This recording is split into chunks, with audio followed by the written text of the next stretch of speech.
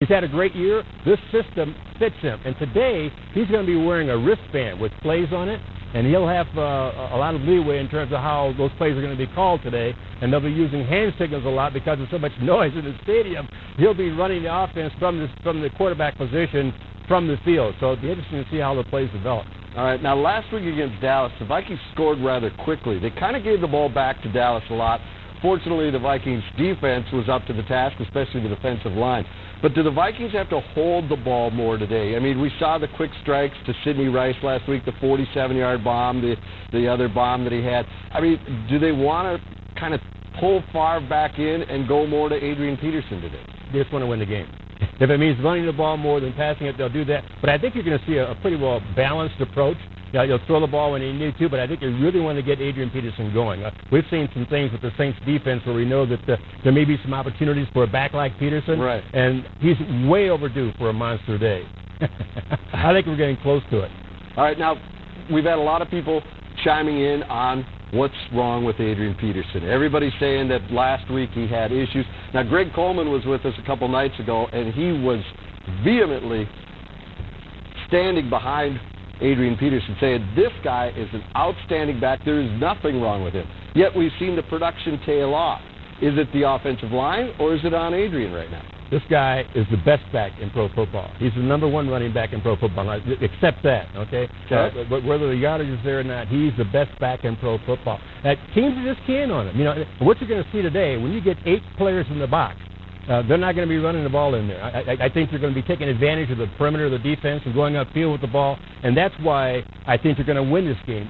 Favre is a genius at doing that and selecting plays that way. So if there's an opportunity to run inside, he will give AP a chance to do that, and he'll get the yardage. But if things are jammed up inside, expect the ball to go to the ear, and they'll take advantage of the perimeter with Harvin and Rice and the guys who can really go with it outside. All right. Now, we hear so many people talk about the window of opportunity, that the Vikings window is open right now, but it's a short window, that it could close if they don't win today. Do you see it that way for this franchise right now? Well, I'd rather put it the other way. You know, that from season to season, and every season is a battle to get to the championship game.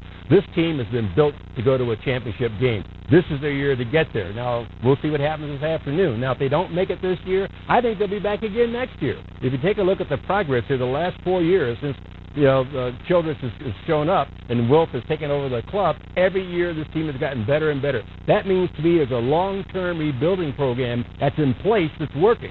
No, they'll continue to win. Let's hope they win again today and take the next step in a couple of weeks. So even if number 4 decides that, this is enough, either he loses today and decides, you know what, I'm only an hour from home, that's where I'm headed. Well, he may or may not come back next year, but the front office has done a pretty good job getting some pretty outstanding talent on the field. Leave it up to them to figure that out if it ever happens. All right, so you're saying Vikings win today? Yep. What is your big key in this matchup? If you could summarize your thoughts of what you've looked at and been studying for all week. Well, first of all, the Saints lost their last couple of games at home, so they can be beaten. And then the teams who beat them weren't as good as the Vikings. And the Cowboys beat the Saints down there. Of course, the Cowboys came to Minnesota. The Vikings beat the Cowboys. So all that gives me an indication that perhaps maybe they match up well. What the Vikings have up front, their defensive line is awesome. I mean, it's just an unusual group of guys because the front 4 up there, of course, and they have people to back up and come in and put a lot of heat on the quarterback and stop the running game. They know they can control that. You stop the running game, you make a team one-dimensional. Breeze has to throw the ball. That's a different kind of a pass offense than when you throw when you want to. And that's what's going to happen, that he's going to throw today because he has to, and the defense will be able to contain it. All right, I'm not going to pin you on a score, but high scoring, low scoring, 10-point spread, closer. Well, first of all, you're talking to an old defensive guy. We don't like any scores. We want goose eggs on the board, okay? But I think the Saints are a good team and they will score. But I think the Vikings will outscore them. I don't know, 21-28, 17-30, something like that. But I could see some scoring taking place, but not a big blowout. The Vikings defense is too good to allow that to happen to them. All right, Irv, thank you very much for all your work this season. Hopefully you'll be employed for the next couple of weeks and we'll be headed to Miami. All right, we're going to take a break here. When we come back, we will go back to New Orleans for some last thoughts, any breaking news from the game, and, of course, We'll check in with the fans. They are revved up for this. Check out Joe Sensors in Bloomington. The roof is about to come off. We'll see if Jeff Goldberg is somewhere in that mayhem. Next, here on Fox 9.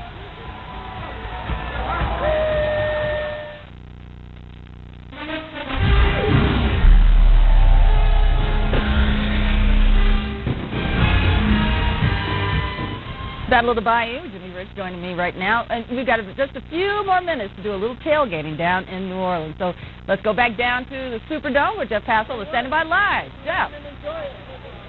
Yeah, that's right, Robin. We're making our way through the sea fans outside the Superdome. And I told you before, it's a lot of black and a lot of who-dat.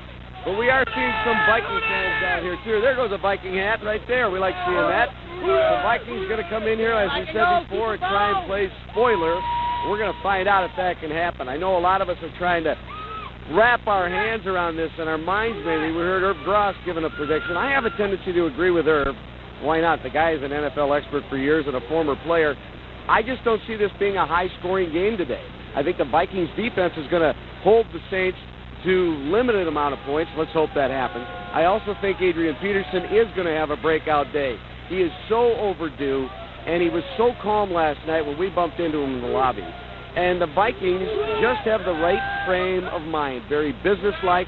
Again, the thing that's working against the Vikings is they're playing a sentimental favorite, not just here in New Orleans, but all across America and around the world, as we pointed out after what's happened here in New Orleans less than 5 years ago with Hurricane Katrina. So my score prediction, I'm going to say something around 19-13. Vikings win. 19-13. Hey, it doesn't matter if they score a whole bunch of points. What matters is they win the ball game. Defense, Bud Grant always used to say it, wins championships. And, in fact, we bumped into Bud Grant. He's down here, too. He said it again last night when we were talking to him. So we'll find out if my prediction rings true. I'd love to see it, and I know Viking fans back home would. Let's go to a couple of experts, Don Mitchell and Doogie Wolfson, who have been following the Vikings all season long. Oh, thanks, Jeff. Yes, we also have good cop, bad cop, because for equal opportunity, we also do have, yes, the Joker.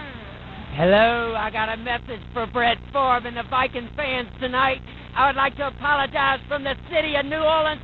Brett Favre, you're retiring tonight, baby. Tonight is your last night. Okay, that's what we call equal opportunity for the scales of justice.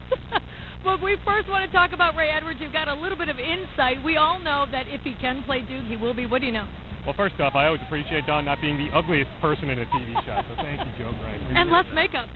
On Ray Edwards, right knee injury, he will play. The Vikings did announce their deactives for the game about 30 minutes ago. Ray Edwards will play. Percy Harvin will play. Kevin Williams with a left knee injury will play. On Ray, he will not play all game. Look for Brian Robinson, number 96, to probably get 25 to 30 snaps, but Ray is good to go. And absolutely, we're talking about Adrian Peterson has to get the wheels turning tonight.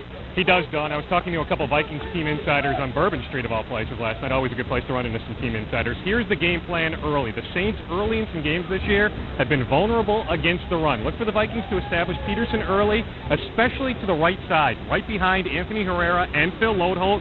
They think they can run at Bobby McCray, number 93, the Saints defensive end. Only one start this year last week. They feel like they can run at him. Look for that early in the game. Okay, so we got good cop, we got bad cop, and we got lots of fun coming on. So, Jeff, we're going to send it back to you. My prediction, 27-23, Vikings. All right, we want to thank you, and thank Angelina Jolie for joining you there. Appreciate it. Come back. What are you thinking? Everybody's got their predictions, but those are the predictions of people who have never won a Super Bowl. I just think when you add a Hall of Famer like Brett Favre to the equation, that if things don't go well, he's a guy that can refocus this team, and he's done so much all this team for all season long that I think he's going to be the guy that can carry him to victory today.